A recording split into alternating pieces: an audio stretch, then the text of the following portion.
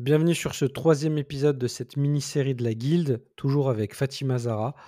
On va voir comment elle est passée d'un rôle de lead à test manager. Vraiment là, tu as dû, développer et évoluer vers plus de management, au sens propre du terme, notamment, des personnes. Donc c'est quoi toi déjà, tu vois quoi comme différence fondamentale entre un test lead et un test manager? Au-delà de développement de la stratégie de test d'un point de vue opérationnel, autant que test, lead, il y avait pas le management des ressources directes. Donc c'était mon objectif, c'était vraiment, se focaliser sur la déployer la stratégie de test sur une partie du produit. Alors que, autant que test manager, ben, tu es plus sur la construction de la roadmap globale qui doit être alignée avec la vision de la boîte, de sortir d'un seul produit et d'avoir le big picture, de s'intéresser aux gens, donc parce que c'est du management direct, de voir comment aider les gens dans ton équipe pour progresser, hem, de s de d'être capable de négocier pour ton équipe, donc tout ce qui est gestion, budgétaire, le recrutement que pour moi qui est très important parce que, tu as une équipe qui existe, tu vas recruter quelqu'un, est-ce qu'il va pas changer l'ambiance de l'équipe? Donc c'est une tâche aussi qui est important pour savoir est-ce que moi je dis qu'il y a pas un mauvais profil, pardon. C'est est-ce que le profil est adapté au contexte, à notre contexte ou pas? Hem, il y a aussi en fait le test lead, il discute avec PMPO, alors que le test manager doit discuter avec il doit vraiment tenir un discours plus global avec, les VP Products, avec les CSM, avec en fait différents stakeholders. Il doit avoir une communication claire, une vision claire pour aussi parce que en fait pour moi c'est c'est le visionnaire. Du coup, si il a pas une vision, ben toute l'équipe sera perdue.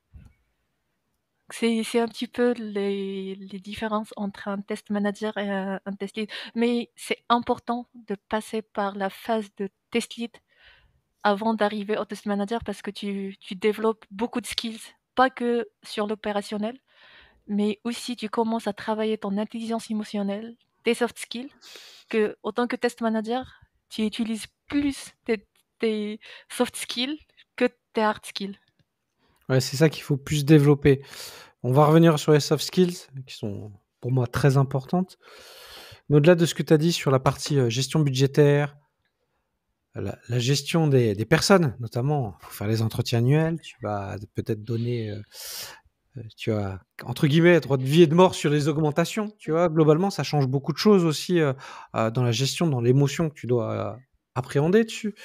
Des fois, tu peux pas faire toujours ce que tu veux, tu as un cadre, de l'entreprise. La gestion des budgets, la négociation donc avec, la direction pour pouvoir, le faire ou pas. Des fois, il faut faire, plus avec moins. Est-ce que enfin, c'est quoi ce que tu as trouvé le plus difficile à appréhender au début, entre ces parties-là? Où finalement il y a pas de difficulté, c'est juste un apprentissage et y aller pas à pas? Moi, jusqu'à présent, ce que j'ai trouvé un petit peu, c'est effectivement, c'est la partie, heu, vu en fait, on a des objectifs SMART. Donc c'est mesurable, on regarde, on fait des revues à chaque fois pour regarder où on est et pourquoi on a de retard. Mais effectivement, c'est la partie humain où en fait, ce que les gens ne connaissent pas, parce que quand tu es manager, en fait, tu es en face de plusieurs choses que tu dois des fois ne pas descendre à ton équipe et de les garder pour toi.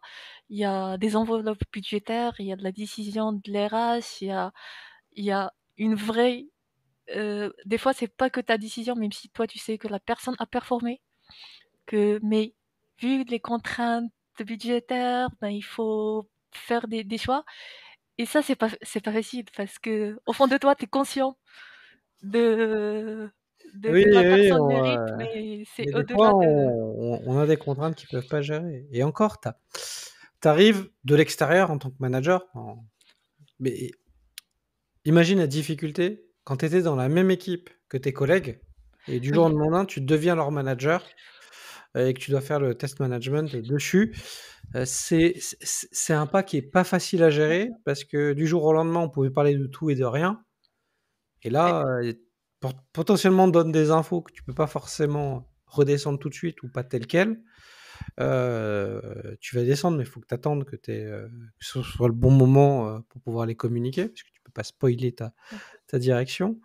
Il y a ce côté maintenant, peut-être aussi les autres, peut-être qu'ils vont pas te dire les choses de façon aussi libérée qu'avant parce Oui, que potentiellement, c'est sa prime, son augmentation, et qui peuvent, jouer, dessus et moi je sais que ouais, peut-être le plus dur c'est le regard des gens qui changent sur toi et pas forcément toi directement, qu'il faut aussi appréhender. Bon, tu l'as pas vécu, mais peut-être que ouais, tu l'as vécu avec d'autres personnes, ouais. globalement. Ça, je l'ai vécu, mais plus, en fait, autant qu'externe qui vient pour, avec une autre vision et de dire, est-ce qu'on va sortir de on a des process, on a des choses qu'on a déployées, les gens étaient un petit peu il y avait un peu de résistance par Mmh. rapport, est-ce À quelque comment chose de nouveau que tu apportais. exactement. C'est en fait, il y avait plus beaucoup de challenges par rapport à ça. Ben, j'avoue que j'ai fait des erreurs de débutante en mode, je veux tout changer, «Qu'est-ce que vous faites?» Après j'ai compris que en fait, non, il faut pas faire comme ça. Tu arrivé comme un chien dans un jeu de quilles et oui, c'est pas parce qu'on est manager que les gens vont être d'accord immédiatement avec ce qu'on propose et qu'il faut aussi convaincre et oui, c'est pas évident. On se dit: «Bah, on arrive, on nous a donné un mandat, on y va». Ouais Il faut que les gens ils nous suivent, sinon c'est et compliqué, quoi. et surtout que moi, je suis un profil rouge. Donc je suis en mode, voilà, on discute, Fonceuse. voilà, go, go, go, go. Alors que quand tu me mets en face d'un profil bleu et ben, c'est des fois, c'est compliqué d'avancer. Ouais, mais du coup, c'est à toi en train de manager aussi à t'adapter Ouais, et c'est ça, c'est souvent, te dire: «Ben, on a 2 personnes dans l'équipe, on va pas les accompagner de la même façon». oui, Avec un objectif qui doit être commun à toute l'équipe et ça, c'est pas facile, je trouve, dans le rôle de de management qu'on prend, quel que soit le rôle, hein, test manager, product manager, dès qu'on va piloter une activité avec des humains et qu'on doit, les aider à s'épanouir. oui. Moi, ce que j'ai appris jusqu'à présent, c'est il faut s'intéresser aux gens et connaître leur driver. Une fois que tu connais le driver de la personne, tu peux la motiver et tu peux l'accompagner pour qu'il soit épanoui. Et même, au niveau des objectifs, on a tendance à faire des top-down, des objectifs, voilà, par rapport C'est à la ça. vision du produit.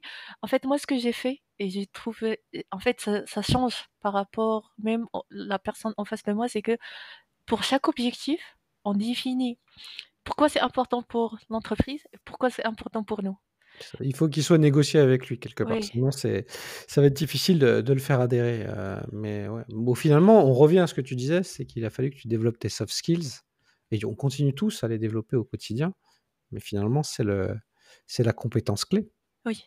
Ben, à chaque fois que tu montes dans un autre poste qui est moins opérationnel, tu as besoin plus des soft skills que des hard skills. En fait, tout ce qui est technique et opérationnel, tu dois t'appuyer sur ton équipe, mais vraiment, il faut développer ses soft skills, son intelligence émotionnelle, parce que tu fais beaucoup de politique, beaucoup de négociations, Ouais, mais beaucoup d'empathie des fois pour comprendre pourquoi se mettre à la place de l'autre et voir pourquoi, elle a réagi comme ça, comment faire avancer les sujets, comment convaincre, donc c'est comment raconter une belle histoire toujours, ouais, ouais. mais tu connais mon point de vue, on en a déjà parlé, plein de fois, en dehors de ce podcast, c'est que pour moi, on demande à acquérir ces compétences trop tard. Au moment où tu prends le rôle, il faut je pense que dans la tech, il faudrait qu'on encourage c'est pour ça que moi aussi j'encourage beaucoup les gens à présenter des sujets, à faire des conférences, à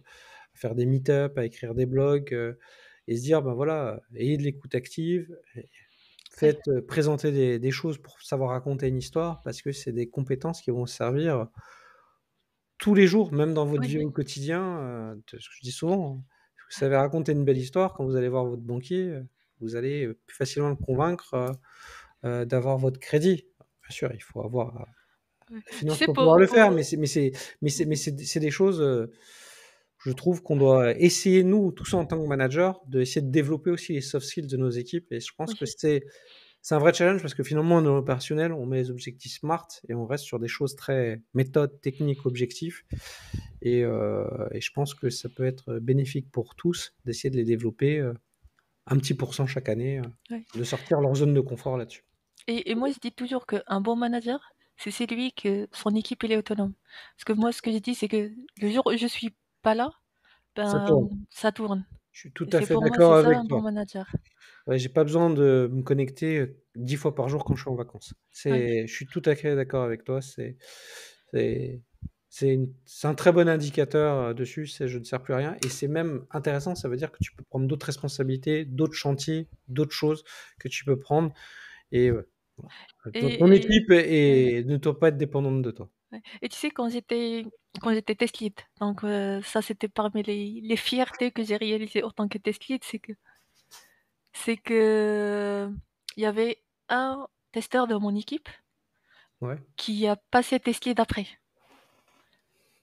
C'est Donc bien, ça c'est veut dire mais c'est ça, c'est que tu as bien formé, les gens, mais quitte à ce qu'ils partent de ton projet et qu'ils aillent ailleurs, mais ouais, c'est ça, il faut est-ce qu'on se dit souvent, est-ce qu'il vaut mieux ne pas former les gens et qu'ils restent dans son équipe et qu'ils aient pas les bonnes compétences? Ou faire en sorte qu'ils aient les bonnes compétences avec le risque qu'ils partent? Alors ouais. Fatima est partie de mes équipes. Malheureusement, on voulait qu'elle reste, mais c'est des choses qui arrivent et tant mieux, elle a pris son envol et c'est la vie de l'entreprise, c'est la vie des projets. Il y aura toujours du turnover et il faut l'accepter. C'est une question d'opportunité qui peut arriver aux uns et aux autres. Et donc on arrive quand même à la fin de cet épisode qui est fort passionnant sur le management, où vraiment tu as mis en avant la partie des soft skills et je pense que c'est quelque chose aussi qu'on va développer, notamment sur le fait que tu as dû utiliser ces compétences-là lorsque tu as eu ce rôle de coach QA. Donc restez avec nous pour ce quatrième épisode et à très bientôt.